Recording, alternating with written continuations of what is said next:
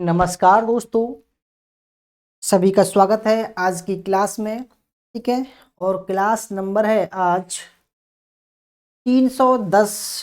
Class number है 310। दोस्तों देखो, अब हम आज नया टॉपिक को स्टार्ट करने वाले हैं जिसका नाम है वैदिक सभ्यता। ठीक है, थ्योरी तो आप सभी ने कंप्लीट कर ली होगी, और हम थ्योरी के बाद की जो प्रैक्टिस सेट है, देखो आपको टेस्ट भी कराए जा रहे हैं, और हम प्रैक्टिस सेट के माध्यम से आपको थोड़ा सा और ज्ञान बढ़ाने का प्रयास कर रहे हैं। ठीक है, ताकि किसी भी क्षेत्र में आप पीछे ना रहें, चाहे वो दोस्तों प्रैक्टिस सेट का क्षेत्र हो, चाहे वो टेस्ट का क्षेत्र हो, ठीक है, चाहे वो थ्योरी का क्षेत्र हो। मैं नहीं चाहता कि भाई किसी भी क्षेत्र में आप पीछे रहें, हर एक क्षेत्र में आगे रहें। तो इसी कड़ी में 310 ये प्रैक्टिस सेट है। ठीक है, और जिसका टॉपिक है वैदिक काल। ठीक है, तो वैदिक काल आज का टॉपिक है। आप सभी जानते होंगे ये जो काल है कब से शुरू होता है। फ्रेंड्स देखो, आप सभी जानते होंगे इतिहास को इतिहासकारों ने 3 पार्ट में डिवाइड किया है। इसका नाम है, पहले का नाम है प्राग ऐतिहासिक काल, प्राग इतिहास।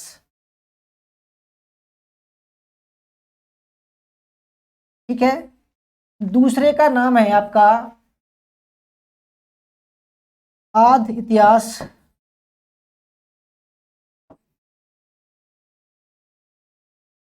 ठीक है, और तीसरे का नाम है ऐतिहासिक काल। यहां तक सभी को पता होगा। ठीक है, यहां तक सभी को पता होगा। दोस्तों इसमें जो हम पढ़ते हैं वो ब्रह्मांड की उत्पत्ति, ठीक है,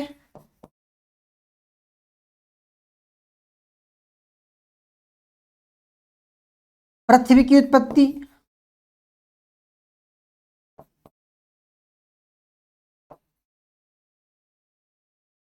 मानव का विकास,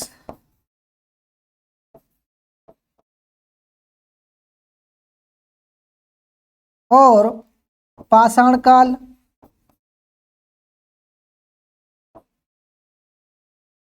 ताम्र पाषाण काल।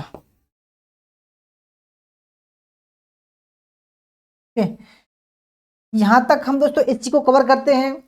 ठीक है, और जहां पर ये जो पाषाण काल है, ठीक है दोस्तों, जहां पाषाण काल खत्म होता है और वहीं पर हमारा आद इतिहास काल शुरू होता है। ठीक है, आद इतिहास जो है वो 2 पार्ट में डिवाइड है। ठीक है, पहले का नाम है सिंधु सभ्यता,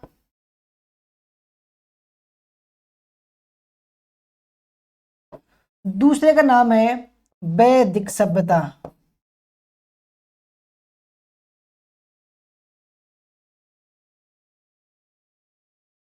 ठीक है दोस्तों, मैंने बताया आपको कि ये भी 3 पार्ट में डिवाइड है। अगर हम इसके समय की बात करें तो हम इसके परिपक्व समय की बात करते हैं। ठीक है, परिपक्व समय की बात करते हैं। एक बार मैं चेक कर लेता हूं कि प्रॉपर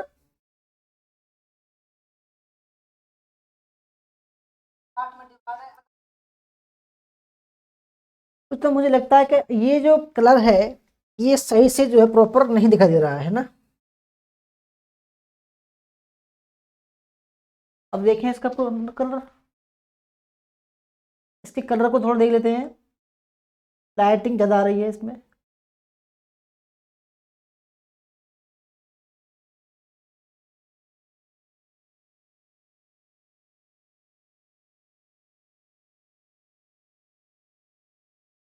अब थोड़ा वैसे ठीक है।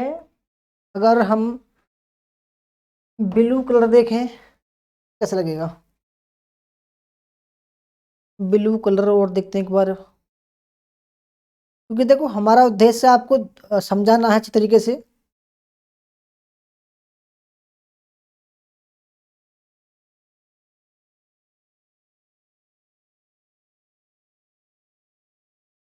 ये थोड़ा डाउन है, ठीक है।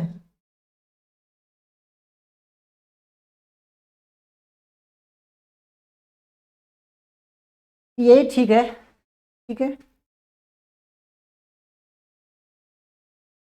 तो ये शायद लाइट है ना, लाइट कलर है ये, और डार्क कलर कहाँ से आएगा जी? ये क्या बात है? ठीक है। तो अगर दोस्तों बात करें सिंधु सभ्यता के समय की, तो इसका जो परिपक्व समय हम बताते हैं, अगर हम इसको थोड़ा सा और गहराई में जाएं तो ये 3 काल में डिवाइड है, ठीक है। अगर इसके समय पर जाएं तो 2350 बीसी से लेकर 1750 बीसी है, ठीक है। अब दोस्तों इसको हम 3 काल में डिवाइड करते हैं लगभग। पहले का नाम है प्राग हड़प्पा सभ्यता, ठीक है, प्राग हड़प्पा। इसका समय 3200 से लेकर 2350। दूसरा है परिपक्व, 2350 से लेकर 1750। और तीसरा जो पार्ट है इसका वो है उत्तरोत्तर हड़प्पा, या हड़प्पावाद या परवर्ती हड़प्पा, उत्तरोत्तर। ये 1750 से लेकर 1500 ईस्वी है, ठीक है। अभी तक जो हमने पढ़ा था वो यहाँ तक पढ़ा था, ठीक है। उत्तरोत्तर हड़प्पा तक हमने पढ़ लिया था, ठीक है। आज का दोस्तों जो टॉपिक है वो है हमारा वैदिक सभ्यता का, ठीक है। इसके भी 2 चरण हैं। पहला जो चरण है इसका वो है ऋग वैदिक काल, ठीक है। ऋग वैदिक काल, क्योंकि देखो हमने थ्योरी तो पढ़ा दी है, परंतु ये बताना जरूरी है कि हम कहाँ पढ़ रहे हैं, क्या पढ़ रहे हैं हम, ठीक है। इसका जो समय है दोस्तों, जहां उत्तरोत्तर हड़प्पा या परवर्ती हड़प्पा खत्म होता है 1500 बीसी में, ठीक है, यहीं से स्टार्ट होता है 1500 से लेकर 1000 बीसी, जिस काल में केवल ऋग्वेद था और ऋग्वेद के अकॉर्डिंग सब व्यवस्था बनी हुई थी, ठीक है। उसमें कोई भी अन्य ग्रंथ नहीं था। दूसरा है उत्तर वैदिक,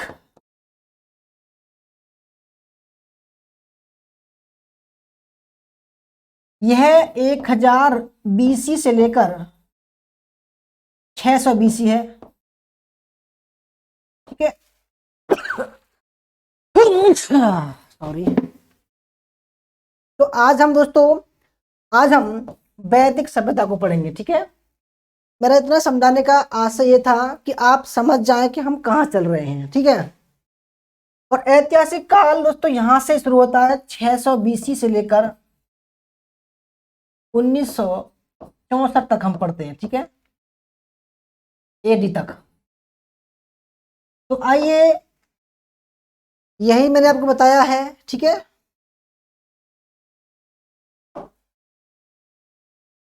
वैदिक सभ्यता, वैदिक सभ्यता, ठीक है, 1500 ईसा पूर्व से लेकर 600 ईसा पूर्व इसका समय है, ठीक है।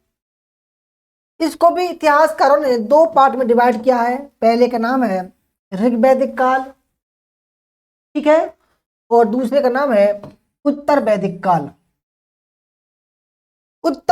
ऋग्वैदिक काल वह काल था जब पंजाब क्षेत्र के आसपास में, सप्त सिंधु प्रदेश के आसपास में 7 नदियों के बीच में जो लोग बसे हुए थे, वो उन्होंने अपने आप को आर्य कहा कि हम आर्य लोग हैं। और उनकी जो सभ्यता थी वो एक ग्रंथ के अकॉर्डिंग चल रही थी जिसका नाम था ऋग्वेद, ठीक है। कहते हैं भाई ऋग्वेद की स्थापना पंजाब में हुई है। तो ऋग्वेद के अकॉर्डिंग ऋग्वेद काल चला, और जब कुछ और भी ग्रंथ लिखने शुरू हुए उत्तर वैदिक काल आ गया, उसमें क्या भाई, जो 3 वेद थे, ठीक है, उपनिषद थे, ब्राह्मण थे, वो जो है उत्तर वैदिक काल में लिखे गए। तो ऋग्वेद काल आपने देखा 1500 ईसा पूर्व से लेकर 1000 ईसा पूर्व तो चला। इसमें केवल ऋग्वेद काल के अकॉर्डिंग ही सब चीज व्यवस्था थी। और जब धीरे धीरे वो थोड़ा परिपक्व हुए, है ना, उत्तर वैदिक काल आया, उसमें सामवेद, अथर्ववेद, यजुर्वेद की स्थापना हुई, ठीक है, लिखे गए। तो 1000 ईसा पूर्व से लेकर 600 ईसा पूर्व ये था, ठीक है।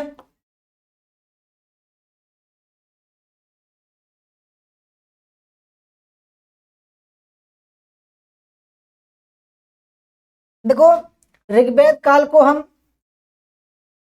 पूर्व वैदिक काल भी बोल सकते हैं, ठीक है, जिसमें केवल ऋग्वेद था। और उत्तर वैदिक काल, है ना, इसमें सामवेद, यजुर्वेद और अथर्ववेद लिखा गया। ये 600 से लेकर 1000 से लेकर 600 बीसी था, ठीक है। वेद मतलब विद ज्ञान, विद्वानों का ज्ञान। दोस्तों देखो, वैदिक काल चल रहा है, वैसे तो हम समझाने का थोड़ा तो मतलब नहीं है, क्योंकि प्रैक्टिस है, सब कुछ समझा दिया है आपको थ्योरी में।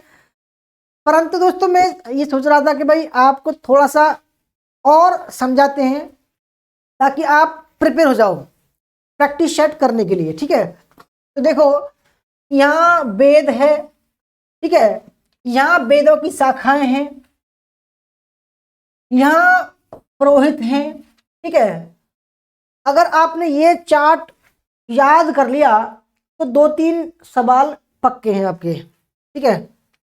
फिर इस वेदों की विषय वस्तु क्या है, इन वेदों के ब्राह्मण कौन कौन से हैं, वेदों के अरण्यक कौन कौन से हैं, और इनके उपनिषद कौन कौन से हैं, ठीक है। तो फ्रेंड्स, शायद आपको दिखाई दे रहा है, नहीं दिखा रहा, थोड़ा सा और जो है इसको और जो है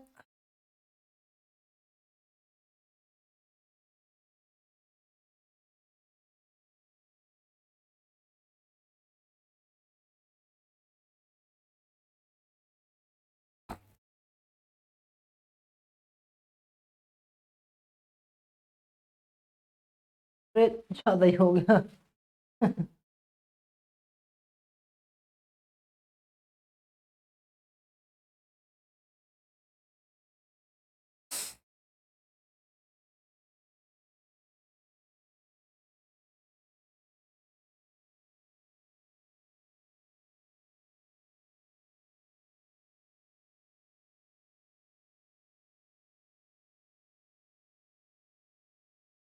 ये जूम इसलिए किया है मैंने ताकि आप समझ सको, है।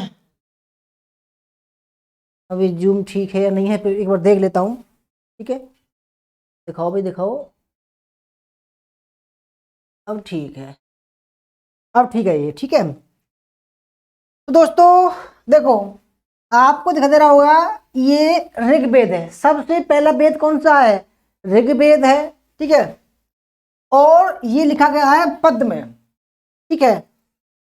अब अगर ऋग्वेद की शाखाओं की बात करें, देखो सवाल आपको आपके लिए ऐसे ही आएंगे आज। तो शाखाओं की बात करें तो शाक्य, शाकल, बालखिल्य और बाष्कल, ये 3 शाखा हैं प्रमुख, ठीक है। अगर ऋग्वेद के पुरोहित की बात करें कि भाई ऋग का जो वेद था ऋग्वेद, उस वेद को करने वाला जो था उसका नाम था होत्र या होता, होत्र या होता, ठीक है। अब जो विषय वस्तु, जो ऋग्वेद था उसकी विषय वस्तु क्या थी, है ना, तो देवताओं की स्तुति करना या प्रार्थना करना, ऐसे छंद उसमें शामिल थे, ठीक है। अगर हम ऋग्वेद के ब्राह्मण ग्रंथ की बात करें तो प्रमुख रूप से ऐत्रेय ब्राह्मण और कौशिकी ब्राह्मण इसमें शामिल हैं। अगर ऋग्वेद के अरण्यक की बात करें तो इसमें ऐत्रेय अरण्यक और कौशिकी अरण्यक शामिल हैं, ठीक है। अगर ऋग्वेद के हम उपनिषद की बात करें तो वही ऐत्रेय उपनिषद और कौशिकी उपनिषद प्रमुख हैं, ठीक है। इतना आप सब समझ रहे होंगे।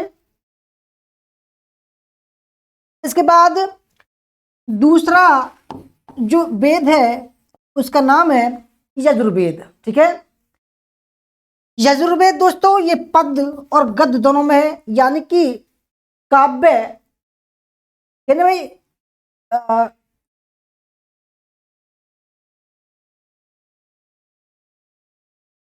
पद्य का मतलब है कि भाई श्लोकों के माध्यम से, ठीक है, श्लोक हुआ, काव्य हुआ, है ना, काव्य आप जानते होंगे गद्य और पद्य में होता है। जो पद्य होता है वो काव्य होता है, गद्य माने कहानी टाइप होता है ना।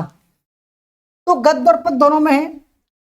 अगर हम इसकी शाखाओं की बात करें तो दो पार्ट में डिवाइड है, शुक्ल यजुर्वेद और कृष्ण यजुर्वेद। ठीक है, अब इनकी भी दोस्तों एग्जाम में यही आता है कि भाई शुक्ल यजुर्वेद की जो शाखाएं वो कौन कौन सी हैं, जैसे कि दोस्तों कण्व, ठीक है, मध्यांजनी या वासनेयी और काठल। चलो इसको छोड़ो, ठीक है। अब कृष्ण की बात करें तो काठल या कपिष्ठल, मैत्रेय और तैत्रेय, ठीक है, ये इसकी शाखाएं हैं। इसके बाद अगर यजुर्वेद के पुरोहित की बात करें कि भाई यजुर्वेद का जो वेद था, यज्ञ था, यजुर्वेद का यज्ञ, उसको करने वाला जो पुरोहित था उसका नाम था अधर्वयु, अधर्वयु। ठीक है, तो वेद ये एक प्रकार के यज्ञ थे ना। अब यजुर्वेद के जो विषय वस्तु है वो क्या है, याज्ञिक कर्मकांड और बलिदान प्रथा। ठीक है, यानी कि दोस्तों इस समय इसमें जो प्रमुख रूप से जो शामिल था वो था यज्ञ कर्मकांड और बलिदान। ठीक है, अब उत्तर वैदिक काल में तो क्या हुआ कि लोगों ने यज्ञ करना शुरू कर दिया, यज्ञ बहुत बड़े पैमाने पर, बड़े बड़े, और पुरोहितों को बड़ी बड़ी मात्रा में गाय दक्षिणा में दी जाती थी।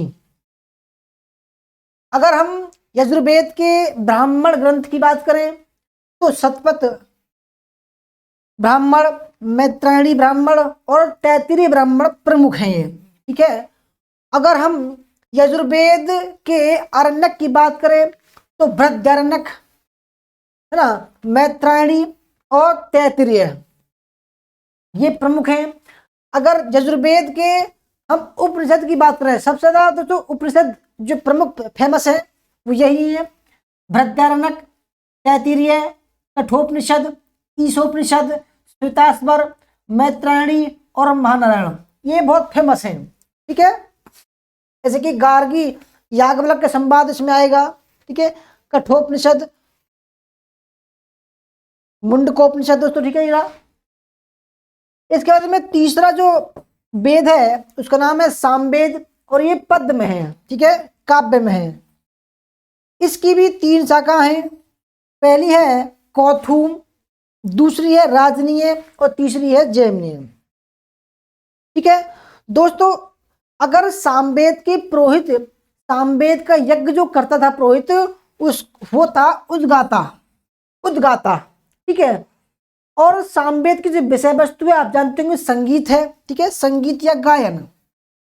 अगर सामवेद के ब्राह्मण ग्रंथ की बात करें तो जैमिनीय, पंचविश और ताड़पमहा। ठीक है, अगर सामवेद के हम आरण्यक की बात करें तो छांदोग्य, जैमिनीय या तवलकार। ठीक है, अगर सामवेद के हम उपनिषद की बात करें तो छांदोग्य बहुत फेमस है, जैमिनीय और केन। अब बात करते हैं चौथा जो वेद है हमारा अथर्ववेद, ये केवल गद्य में है। ठीक है, ये भी आता है कि गद्य और पद्य में कौन सा है, तो यजुर्वेद है। ये पद्य में है, ये पद्य में है, और गद्य की पूछे केवल गद्य में कौन सा है, तो भाई अथर्ववेद जो है गद्य में है। इसकी दो शाखाएं शौनक और पिप्लाद, और इसका इस वेद को करने, इस वेद के यज्ञ को करने वाला जो पुरोहित था उसका नाम था ब्राह्मण, ब्रह्म या ब्राह्मण। ठीक है, अब ये जो वेद था अथर्ववेद, इसकी दोस्तों कुछ ना कुछ विषय वस्तु थी कि भाई इसमें क्या क्या चीज प्रमुख है। तो इसमें जादू टोना, भूत पिशाच, वशीकरण, औषधियां और कृषि आती हैं। अगर हम अथर्ववेद के एक ब्राह्मण की बात करें तो केवल एक ही ब्राह्मण था जिसका नाम था गोपद ब्राह्मण। ठीक है, इसका कोई अरण्यक नहीं था।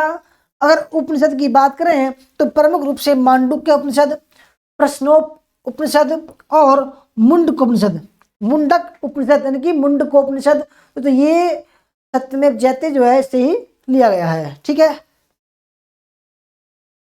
तो आप इसको एक बार और देख लीजिएगा। अब हमारे सवाल शुरू होते हैं। ठीक है,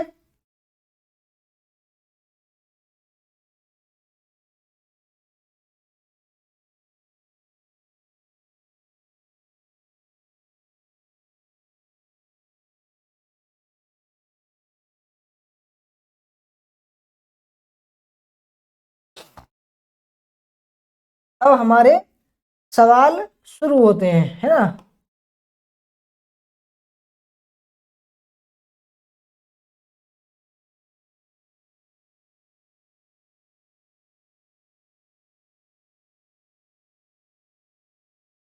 तो पहला सवाल आपके सामने हाजिर है। दोस्तों पहला सवाल है, विधवा विवाह का निषेध उल्लेख किस स्मृति में मिलता है। ठीक है दोस्तों,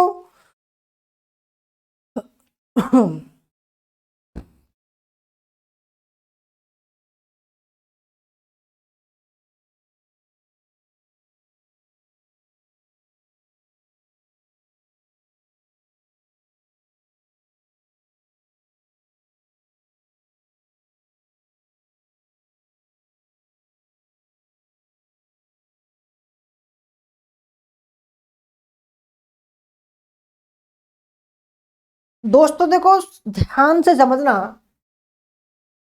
एक काल बता रहा हूं मैं, काल काल काल समझना। देखो ऋग्वेद इसका समय था 1500 से लेकर 1000 BC। ठीक है, इसके बाद उत्तर वैदिक आया, उत्तर वैदिक काल। ठीक है, 1000 से लेकर 600 BC। ठीक है, इसके बाद धर्मसूत्र काल आया, धर्मसूत्र काल। ठीक है, इनका जो समय था वो 600 BC से लेकर 300 BC था। ठीक है, अब इनके बाद में दोस्तों आती है स्मृतियों का नंबर। ठीक है, मैं इसलिए बता रहा हूं क्योंकि आपको ये जानना जरूरी है। अब दोस्तों इनका जो समय था दोस्तों वो लगभग 200 BC से शुरू होता है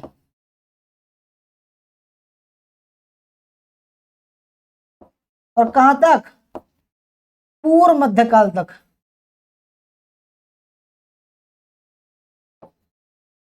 ठीक है, मैं दोस्तों इसलिए लाया हूं ताकि आप समझ सके भाई ये काल कहां से शुरू होता है।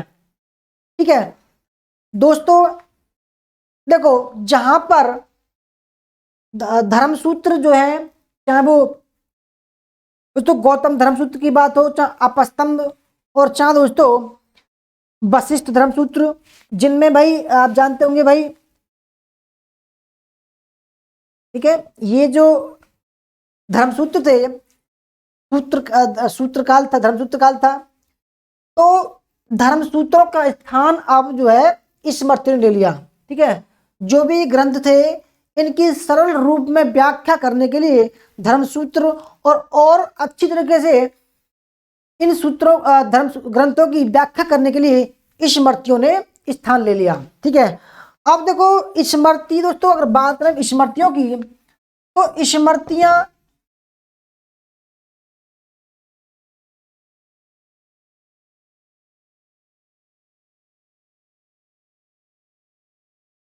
सबसे प्राचीन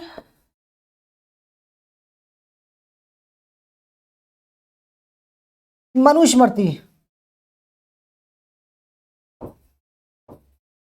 ठीक है। दूसरे पर आती है आपकी याज्ञवल्क्य, याज्ञवल्क्य, ठीक है। फिर तीसरे पे आती है आपकी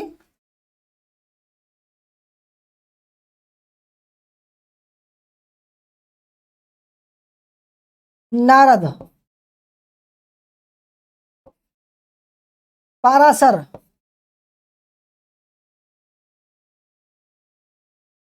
बृहस्पति,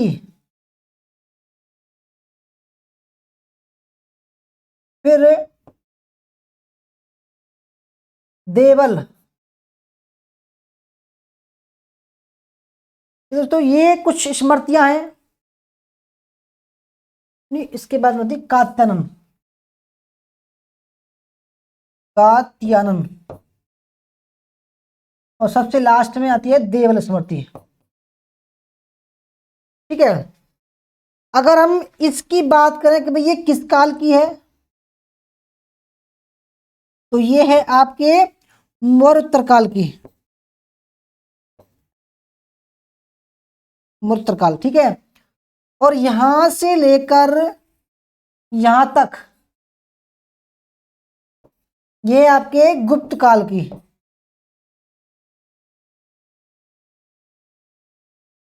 और ये जो स्मृति है दोस्तों ये आपकी पूर्व मध्यकाल की।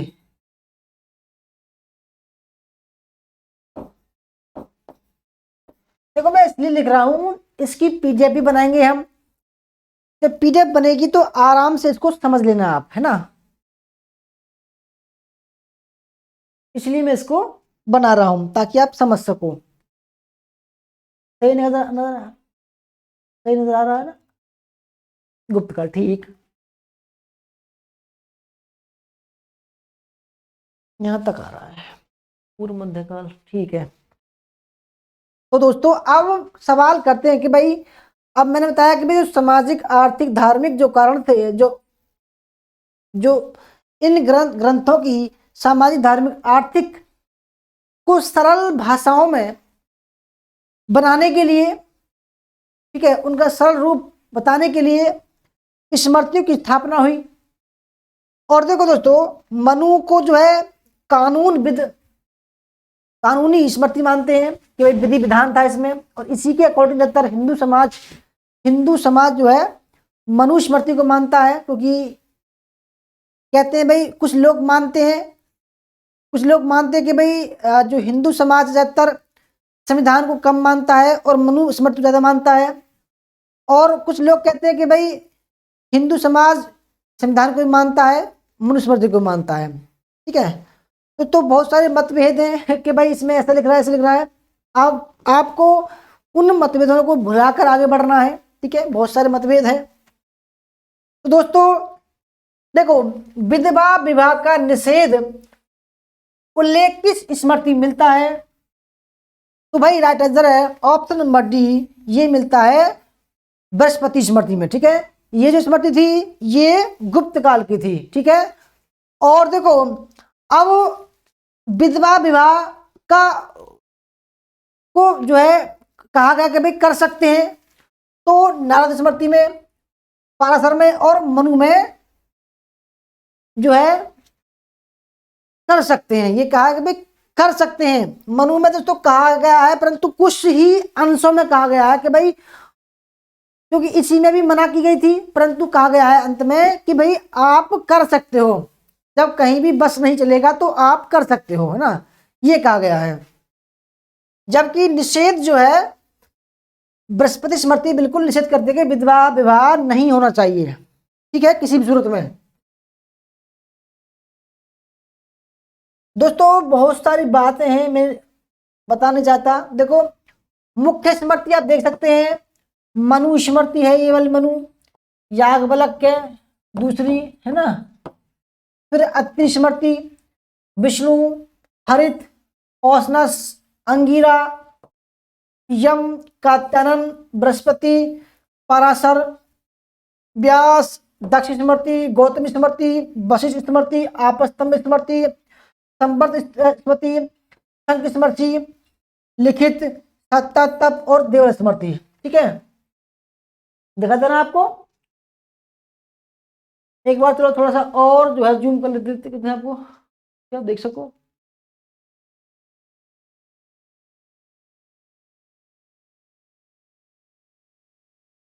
आपके लिए थोड़ा जूम कर रहा हूं दोस्तों, ठीक है, ताकि आप देख सको।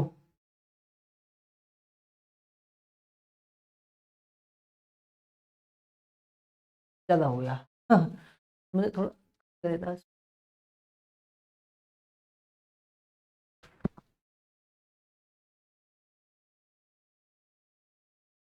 अब देख लो आप, ठीक है, आपको दिखा दे रहा होगा ठीक ठाक तरीके से।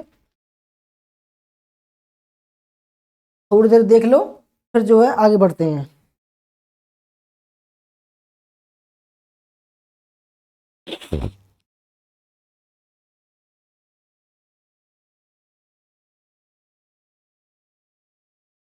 दोस्तों अगर देवल स्मृति की बात करें तो अगर किसी किसी ने किसी हिंदू ने इस्लाम धर्म कबूल कर लिया हो और उसको वापस जो है घर वापसी कराएं उसकी, तो देवल स्मृति में इसकी व्याख्या की गई है कि भाई जो दूसरे धर्म में चला गया, इस्लाम में चला गया हो, अगर उसको हम दोबारा हिंदू अपनाना चाहे तो वो देवल स्मृति के नियमों के अकॉर्डिंग जो है कर सकता है। ये आ चुका है एग्जाम में कई बार, है ना।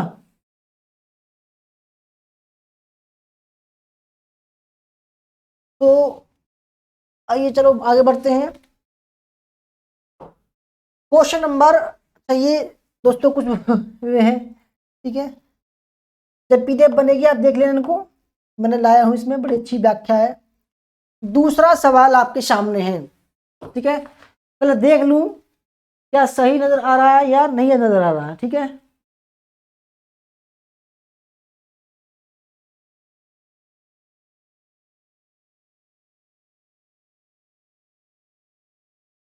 ठीक है, नजर आ रहा है। दूसरा सवाल है,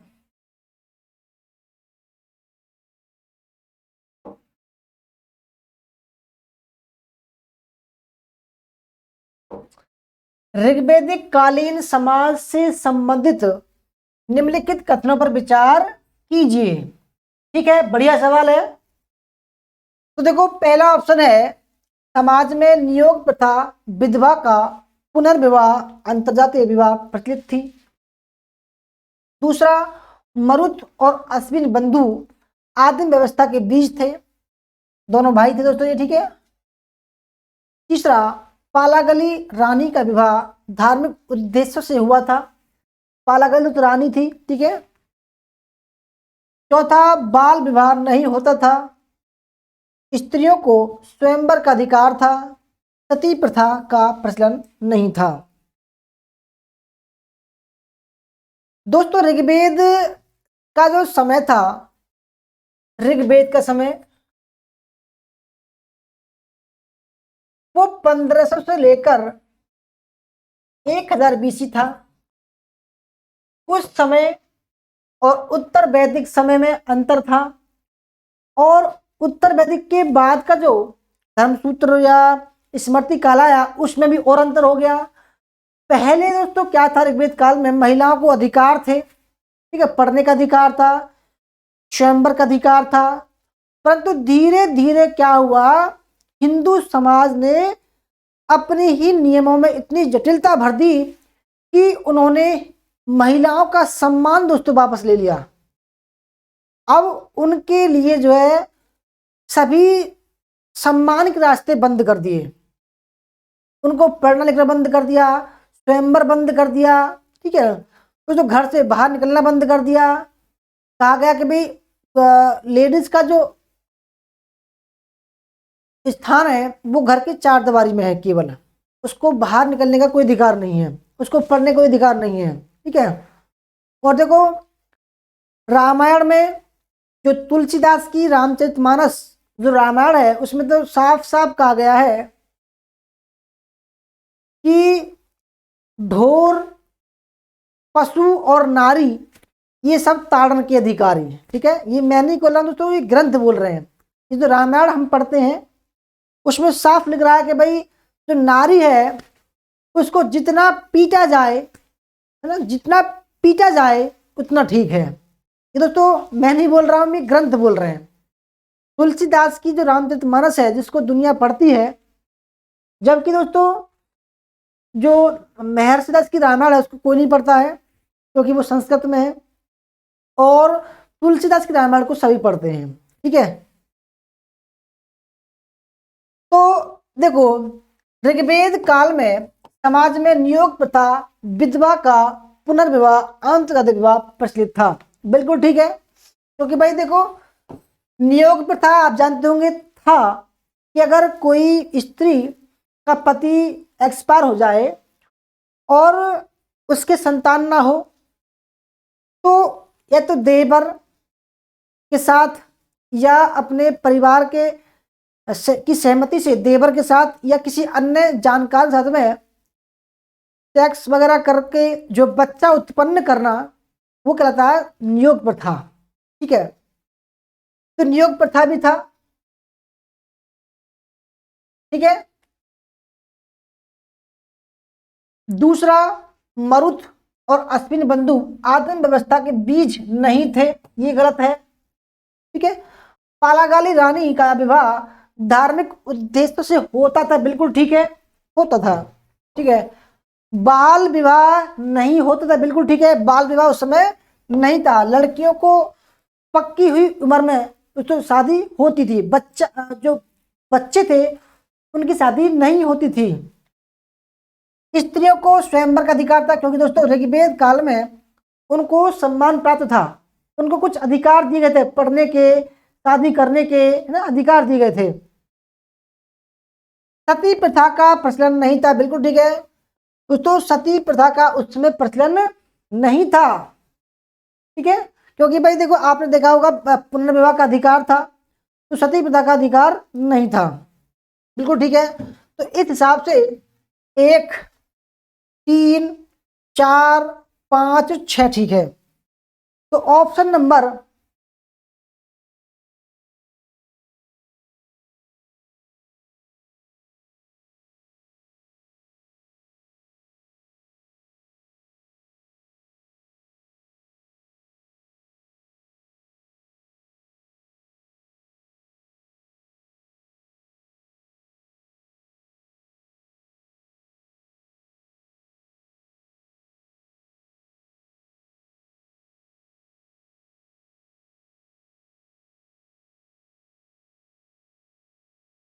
दोस्तों हाँ थोड़ा सा मिस्टेक हुआ इसमें, तीसरा गलत है इसमें, तीसरा गलत है, क्योंकि भाई ये धार्मिक उद्देश्य से नहीं, राजनैतिक उद्देश्य से हुआ था, राजनैतिक। ठीक है, तो इसमें पहला ठीक है, ये भी ठीक है, ये ठीक है, ये वाला। मरुत और अश्विन बंधु दोनों भाई थे, और ये जो आदिम व्यवस्था थी दोस्तों उसके बीज थे, अंग थे। ठीक है, तो पहला ठीक है, दूसरा ठीक है, चौथा ठीक है, पांचवा ठीक है, और ठीक है। ऑप्शन नंबर इसका सी राइट आंसर है। ठीक है, option number C. Question number 3 देखते हैं। क्वेश्चन नंबर 3, निम्नलिखित में से किसके प्रयासों के प्रतिफलों से घग्गर को सरस्वती नदी का वर्तमान रूप स्वीकार किया गया? प्रोफेसर मीडो, माइकल डेनिनो, अर्नस्टाइन बाकलकर महोदय या इल्फामाबीव? दोस्तों ये देखो यहाँ पर ये भारत का नक्शा मैंने बना दिया है, यहाँ पर जो है, ठीक है, यहाँ पर जो है ये जो नदी है इसका नाम है घग्गर हकड़ा, या इसको बोला गया है सरस्वती। देखो सिंधु सभ्यता में सबसे ज्यादा जो स्थल पाए गए हैं वो घग्गर हकड़ा के ओर पास पाए गए हैं। ठीक है, इसलिए इसको घग्गर हकड़ा सभ्यता बोलते हैं। ठीक है, तो देखो अब सवाल है कि निम्नलिखित में से किसके प्रयासों के प्रतिफल से, है ना, घग्गर नदी को सरस्वती का वर्तमान रूप स्वीकार किया गया है ना। बहुत ही बढ़िया सवाल है और ये आ सकता है। तो उनका नाम क्या है? तो उनका नाम है आरएल स्टाइन। ये कौन थे दोस्तों? इन्होंने 1927 में 1927 में सुतका गोंडेर सुतका गोंडेर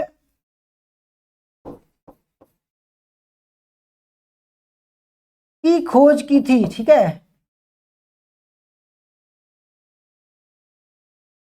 ठीक है दोस्तों, ये अफगानिस्तान में है, अफगानिस्तान में।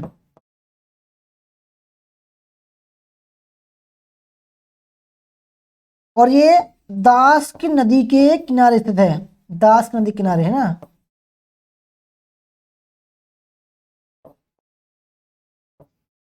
ठीक है, तो इन्होंने कहा है कि भाई जो घग्गर हकड़ा नदी है वो सरस्वती थी प्राचीन समय में। तो ऑप्शन नंबर इसका सी राइट आंसर है। आगे बढ़ते हैं, क्वेश्चन नंबर 4। वेदांत शब्द वेदों के जो अंत, है ना, वेदों के जो अंत में लिखे गए वेदांत शब्द तथा 6 वेदांगों का सर्वप्रथम उल्लेख किस किस में मिलता है? कठोप उपनिषद, बृहदारण्यक, अथर्ववेद, ऐत्रेय ब्राह्मण या मुंडकोपनिषद। ठीक है,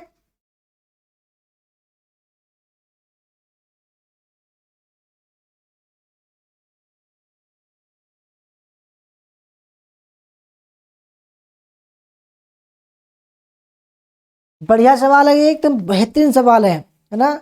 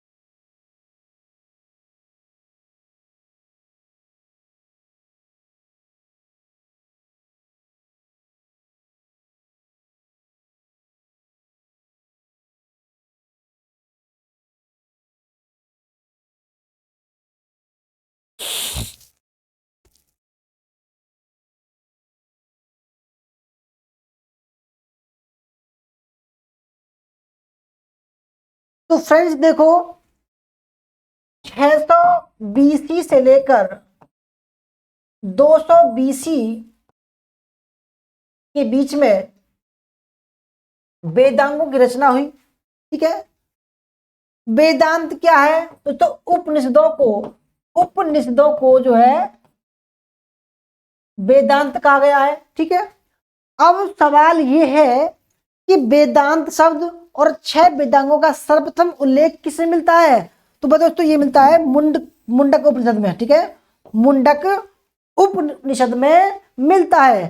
देखो दोस्तों, अगर हम, ये तो हो गया आपका उपनिषद, परंतु 6 जो वेदांग है, सबसे पहला कौन सा है? शिक्षा, दूसरा कल्प,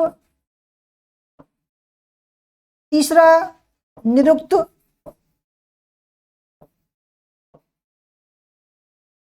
चौथा छंद, पांचवा ज्योतिष, छठा है आपका व्याकरण। ठीक है, तो सबसे पहला कौन सा दोस्तों? सबसे पहला है आपका, ठीक है, सबसे पहला है आपका शिक्षा, और सबसे लास्ट में है ज्योतिष, आखिर आई है। चलो इसको दोस्तों हम लिख देते हैं, ठीक है।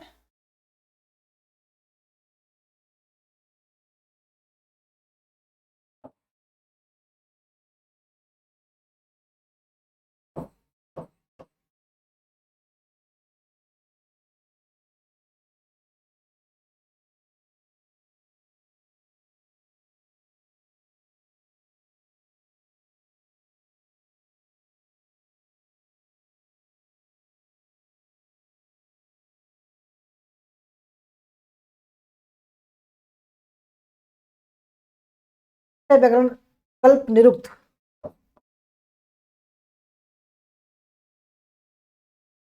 ये सबसे आखिरा है, हाँ, लास्ट का। तो इनकी रचना 600 BC से लेकर 220 ईसा पूर्व में हुई, ठीक है। दोस्तों ये जो वेदांग है, वेदांग है, 6 वेदांग है, ठीक है। ये क्या हुआ कि भाई इसको जो है मुख बोलते हैं, ठीक है। शिक्षा को क्या बोलते हैं दोस्तों, शिक्षा को बोलते हैं नासिका। देखो कभी कभी ये पूछता है कि भाई इनको क्या बोलते हैं, शिक्षा को बोलता है नाक, व्याकरण को मुंह, मुंह, ठीक है। और दोस्तों जो कल्प है, ठीक है, उसको बोलते हैं हाथ, ठीक है। कल्प को हाथ बोलते हैं, नियुक्त को कान, पैर को छंद बोलते हैं, ठीक है। इसको बोलते हैं पैर, ठीक है।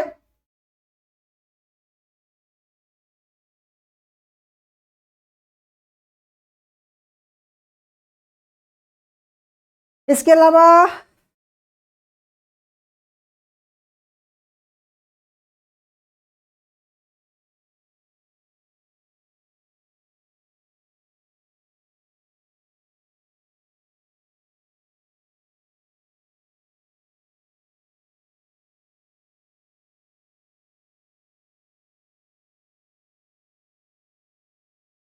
ज्योतिष,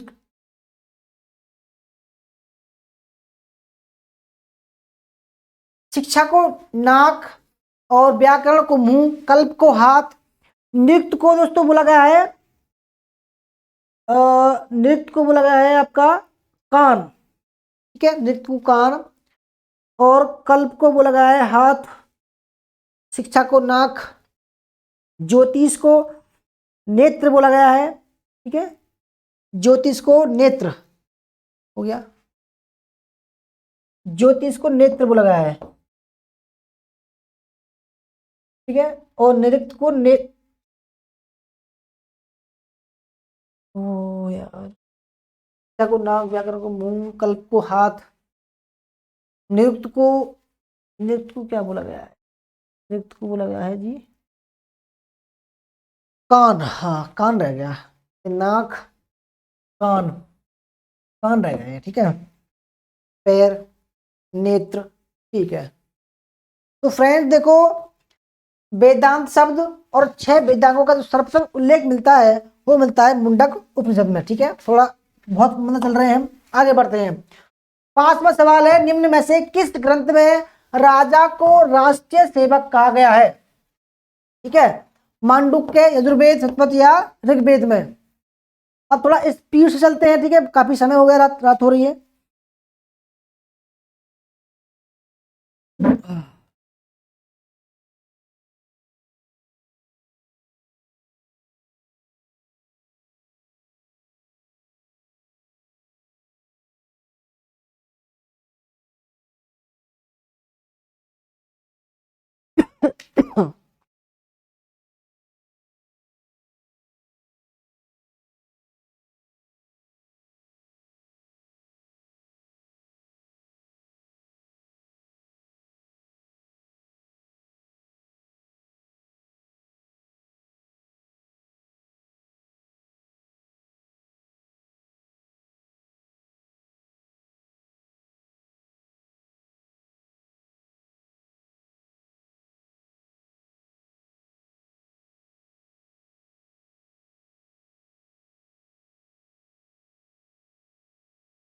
तो फ्रेंड्स देखो, जो शतपथ ब्राह्मण है इसका राइट आंसर है, और ये जो ब्राह्मण है दोस्तों ये किसका है, ये है आपका यजुर्वेद का, ठीक है, यजुर्वेद का ब्राह्मण है, ठीक है। ऑप्शन नंबर, इसमें क्या कहा गया है, राजा को राष्ट्रीय सेवक कहा गया कि भाई ये राष्ट्र का सेवक है। क्वेश्चन नंबर 6, उत्तर वैदिक काल के शासकों के समूह समेत नहीं है, ठीक है। उत्तर वैदिक काल के तो कुछ राजा थे, ठीक है, उनका समूह दे रखा है, जैसे कि जनक, विधेयक जनक, केकई गजपति, जन्मेजय गांधार, अजातशत्रु, काशी। तो आपको बताना है कि कौन सा जो है सही नहीं है, ठीक है।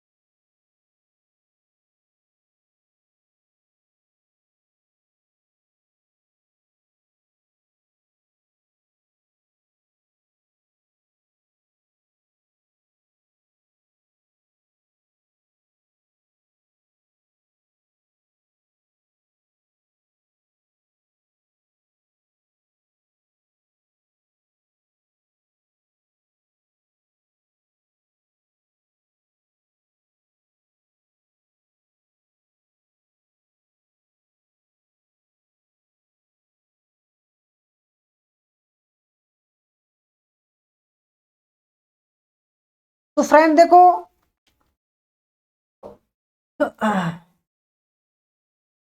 उत्तर वैदिक कालीन जो राजा थे उनमें विधेय के जनक थे, ठीक है, विधेय के जनक, ठीक है, और काशी का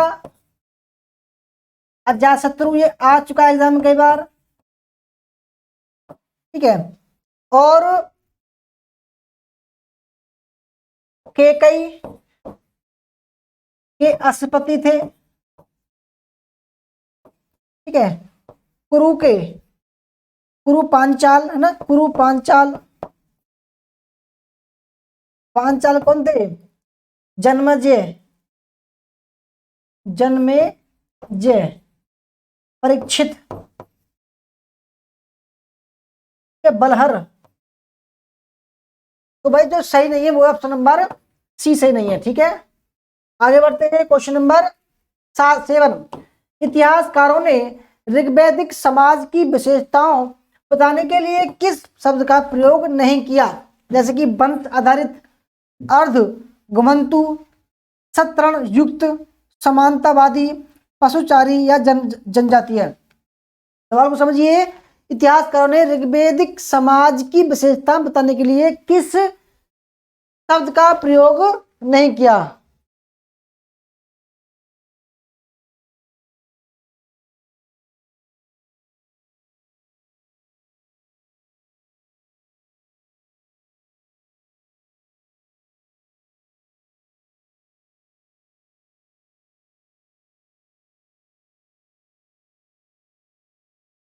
तो फ्रेंड्स देखो, उन्होंने कहा कि भाई ये वंश आधारित था समाज, जो ऋग्वैदिक समाज था वो वंश आधारित था। अर्ध घुमंतु था, यानी कि अब जो ऋग्वैदिक समाज था वो स्थायी जीवन में रहने लगा था और घुमंतु भी था, ठीक है। इस तरह में बटे हुए थे दोस्तों। ये जो है ऋग्वेद समाज था वो जन और कबीले में बटा हुआ था, ठीक है। इनके अलग अलग नहीं थे। समानतावादी था, पशुचारी था और जनजाति था, ठीक है। तो कौन सा गलत है? ऑप्शन नंबर सी गलत है। आगे बढ़ते हैं, क्वेश्चन नंबर 8 आयुर्वेद अर्थात जीवन का विज्ञान का उल्लेख सर्वप्रथम किसमें मिलता है? अथर्ववेद, सामवेद, यजुर्वेद या अरण्यक? थोड़ा स्पीड से चलते हैं, काफी समय हो गया है ना, काफी समय दोस्त हो गया है क्लास चलते चलते।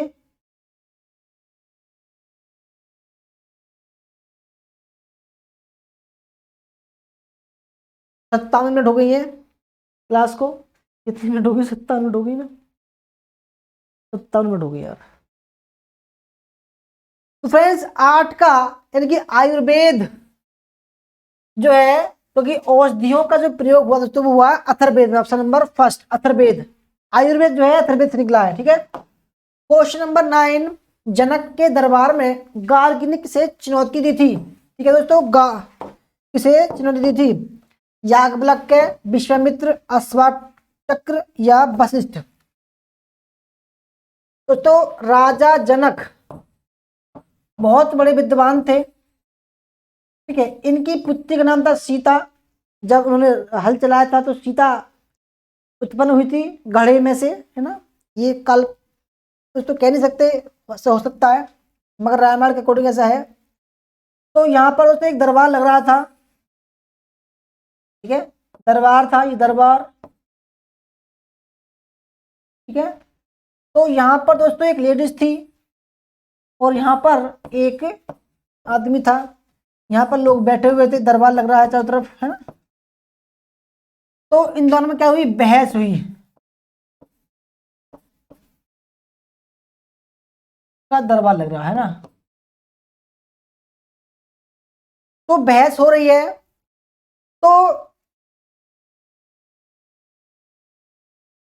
गार्गी और याज्ञवल्क्य, ठीक है, गार्गी और याज्ञवल्क्य का संवाद होता है। और बाद में दोस्तों ये जो गार्गी है ये याज्ञवल्क्य की पत्नी बन गई बाद में, ठीक है। तो याज्ञवल्क्य कहते हैं कि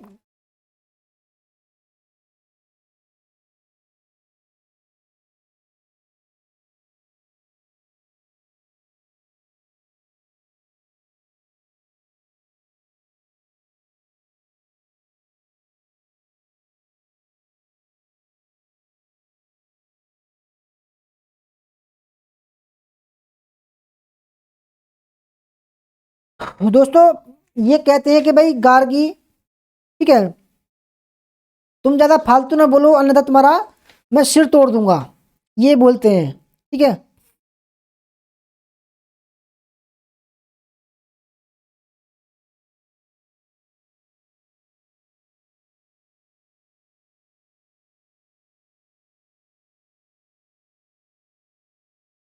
तो friends right answer option number first, Gargi संवाद, और एक नाम और था मैं शायद देख रहा था इसको, गार्गी याज्ञवल्क्य, चलो बाद में आएगा तो बताऊंगा मैं। ठीक है, 10वां सवाल है, बाल खिल्ले का संबंध किस वेद से है? बाल खिल्ले का, यजुर्वेद, अथर्ववेद, ऋग्वेद, सामवेद। दोस्तों सबसे पहला जो पेज आया था हमारी क्लास का वो यही था कि भाई इसकी शाखाएं कौन कौन सी हैं। ठीक है, तो अब बताइए जो बाल खिल्ले है, बाल खिल्ले है वह किस वेद से लिया गया है? बाल खिल्ले, ठीक है,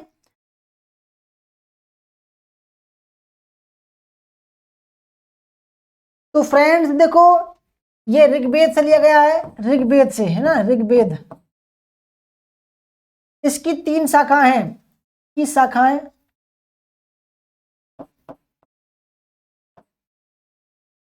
पहली है बाल खिल्ले,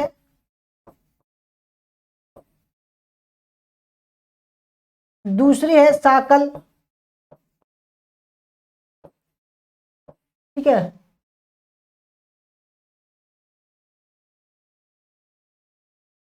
ठीक है, और जो तीसरी है आपका बास्कल, ये बास्कल।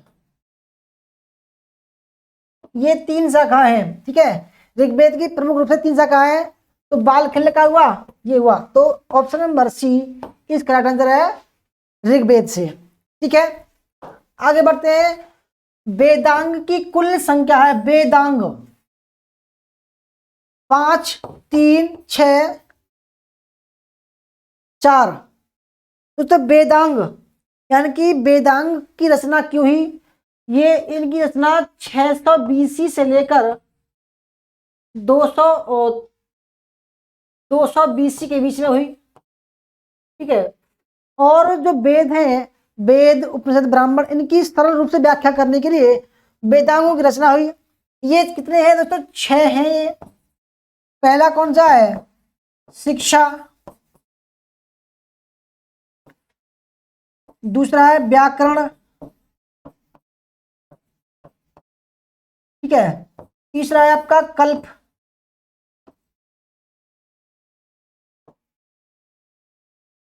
निरुक्त,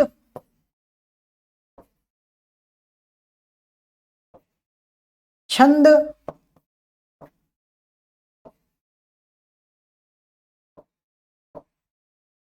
ज्योतिष। ठीक है, तो कितने हैं दोस्तों? ऑप्शन नंबर सी 6 है। आगे बढ़ते हैं, वैदिक काल में शासन का सामान्य स्वरूप कैसा था? राजतंत्र था, कोई नहीं था, कुलीन तंत्र था या गणतंत्र था? तो जो उस समय, जिस समय वैदिक काल था उस समय जो सामान्य रूप था, ठीक है, शासन का, प्रशासन का,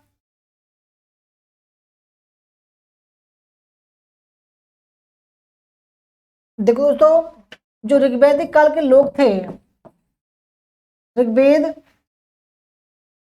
कबीले या जन में बटे हुए थे। जन, विष,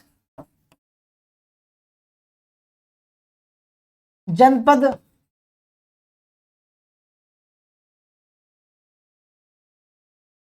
महाजनपद हुए बाद में, ये है ना महाजनपद, तो ये बाद में महाजनपद बन गए थे ना। तो ये जो ऋग्वेद काल का जो समाज था दोस्तों, ये राजतंत्रात्मक था, राजतंत्रात्मक। Option number A right answer है, क्योंकि भाई गणतंत्र था नहीं, क्योंकि भाई जिसका जो अच्छा कबीला था, सरदार था, उसकी बात मानते थे लोग। ठीक है, और क्या हुआ, ये अब क्या हुआ दोस्तों, ये अपने आप को राजा करने लगे, एक कबीला दूसरे को जीतता और वो बड़ा कबीला बन जाता। तो जन जनपद बन गए और आगे चलकर यही महाजनपद बन गए। तो वैदिक काल में शासन का जो सामान्य स्वरूप था वो था राजतंत्रात्मक। क्वेश्चन नंबर 13, अनुलोम व प्रतिलोम किससे संबंधित है? यौवन, मृत्यु, जन्म, विवाह। दोस्तों अनुलोम का मतलब क्या है? अनुलोम और प्रतिलोम। अनुलोम का मतलब है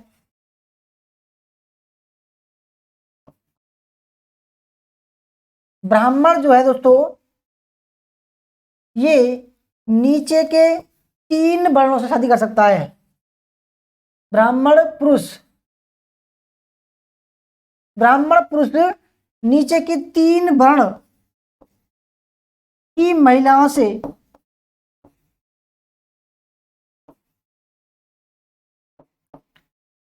शादी कर सकता था।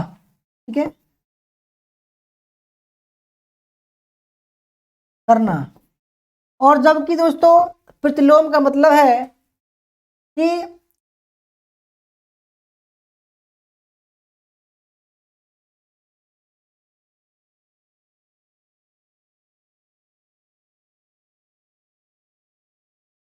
नीचे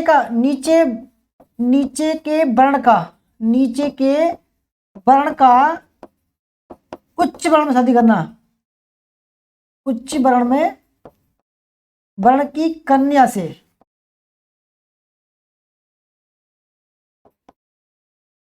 शादी करना, है ना।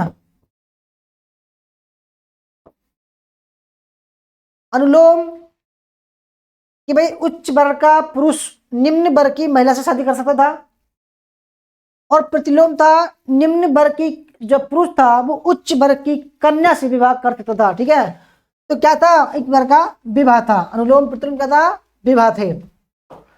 आगे बढ़ते हैं। निम्न में से कौन सा वेदांग नहीं है? वेदांग, सूत्र, ज्योति, शिक्षा, व्याकरण। तो फ्रेंड्स मैंने बताया है वेदांग है शिक्षा, व्याकरण, कल्प, निरुक्त, छंद, ज्योतिष। ठीक है, तो भाई ज्योतिष भी है, शिक्षा भी है, व्याकरण भी, क्या नहीं है? सूत्र नहीं है, क्योंकि सूत्र अलग है दोस्तों। धर्म सूत्र, ग्रह सूत्र। 15 किस वेद में पृथ्वी को भारत माता के रूप में स्वीकारा गया है? यजुर्वेद, ऋग्वेद, अथर्ववेद, सामवेद। दोस्तों वेद कितने हैं? वेद हमारे 4 हैं। सबसे पहला है ऋग्वेद, दूसरा सामवेद, तीसरा हमारा यजुर्वेद, और हमारा अथर्ववेद।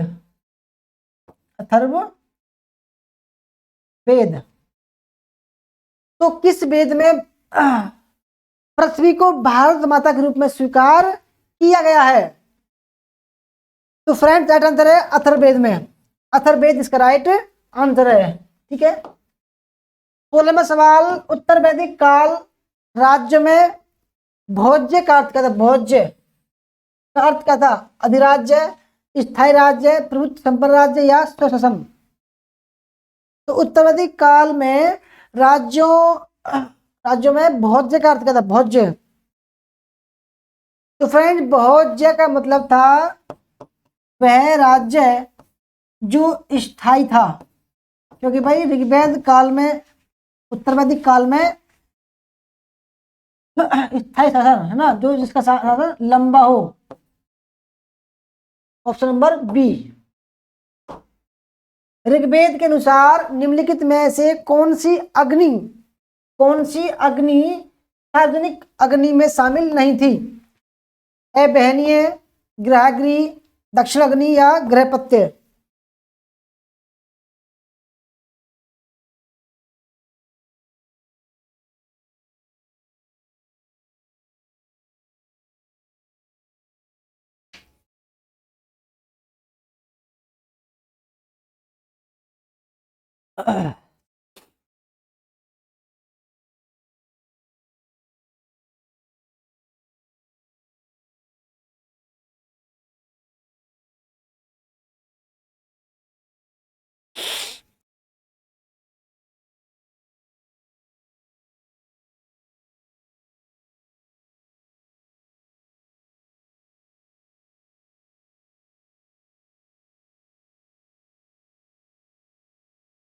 ये तो अग्नि को धौता पृथ्वी का पुत्र भी कहा गया है। तो अग्नि को जो है गृहपत्य अग्नि बोला गया है, एबहनी अग्नि बोला गया है। गृहपत्य मतलब दोस्तों वृत्ताकार, एबहनीय वर्गाकार, और दक्षिण अग्नि अर्धचंद्राकार।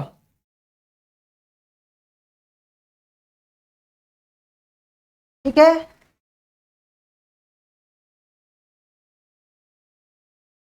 तो ऋग्वेद के अनुसार निम्नलिखित में से कौन सी अग्नि सार्वजनिक अग्नि में शामिल नहीं थी? तो फ्रेंड देखो, बनिए है, गृहपत्य है, और तो 17 का दोस्तों कौन सा हुआ? बी। ये जो है बी नहीं है। ठीक है। देखो जो अग्नि है दोस्तों, अग्नि क्या है? ये हवन कुंड है, हवन कुंड। यहाँ अग्नि जल रही है। ठीक है। यहाँ पर पुरोहित बैठे हुए हैं चारों तरफ। कहा गया है जो अग्नि थी वो जो लोग थे ना, यहाँ पर जो पुरुष लोग, जो भी लोग थे, इंसान थे, इंसान और देवताओं के बीच में एक मध्यस्थता का काम करती थी। ठीक है। यानी कि देवताओं के और लोगों के बीच में एक मध्यस्थता का काम करती थी, जिनको बोला गया है अग्नि। तो अग्नि जो दोस्तों पृथ्वी और ध्वज का पुत्र था। ठीक है। तो ऑप्शन नंबर, और जो अग्नि थी वो कितने प्रकार की थी? एबहनीय, दक्षिण अग्नि और गृहपत्य अग्नि, जबकि ग्रहणी अग्नि नहीं थी। क्वेश्चन नंबर 18, गंगा घाटी में वैदिक संस्कृति के प्रचार में न्यूनतम भूमिका किसने निभाई? लोहे ने, घोड़े ने, विजय ने, या अर वाले पहिए ने? गंगा घाटी में वैदिक संस्कृति के प्रचार में न्यूनतम भूमिका किसने निभाई?